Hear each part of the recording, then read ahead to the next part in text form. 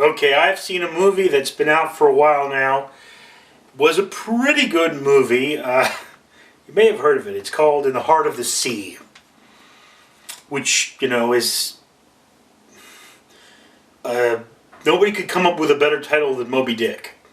But they couldn't use Moby Dick because that name's offensive now. So, yeah.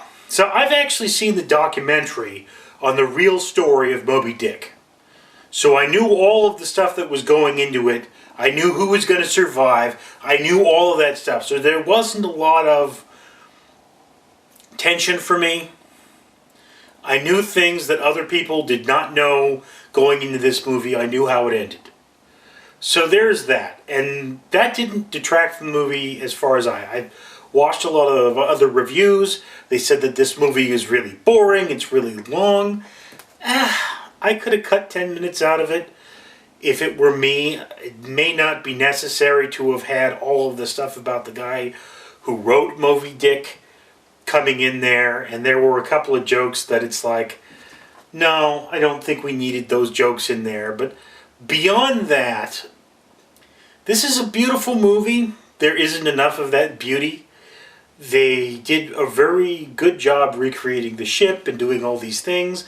Although I think the actual ship may have been larger than the one they used. And I remember in a documentary seeing furnaces on the ship that were not present in this film. But I saw the documentary a while ago, so I could be off on that. Now, Chris Hemsworth, Thor, does his Thor voice right at the beginning.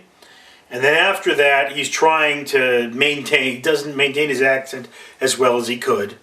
There was that. Other than that, I think his acting was spot on. There were a couple of moments that if you're not a movie buff, you're not going to get them. Like there's a point where they're eating the hardtack and they're passing it around, and then they save the big piece for him, despite the fact that he's the guy that broke it up.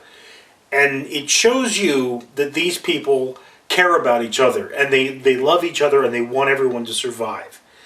And I thought that was really nice. It was a very great moment, but I don't think it hit as hard as maybe it should have.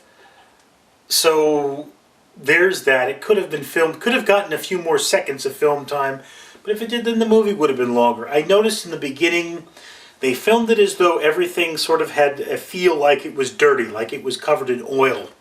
So you got sort of the feeling of oil, the feeling of grittiness. It felt like all the buildings had been painted in oil practically. It had that kind of a surface to it. So I do love the design of this movie. It is not a wonderful movie. It is not an oh my god movie. But I wouldn't go to see it in theaters unless you have a crappy TV at home. I wouldn't go see it in theaters if you have a good setup at home to watch movies in. But if you don't have a good setup at home to watch movies in and you want to see a film, this film has a lot of good visuals in it. It is a beautiful movie. The whales look mysterious and spot on. I could have used more footage with them, but again, this is not a movie about a whale. This is a movie about people surviving after a whale. So that's where that comes from. Now, again, is it a great movie? No. I would say this is a B-plus film. I enjoyed it. I didn't think it was wonderful. It didn't captivate me, and I don't want to see it again. Take what you can from that. Peace out.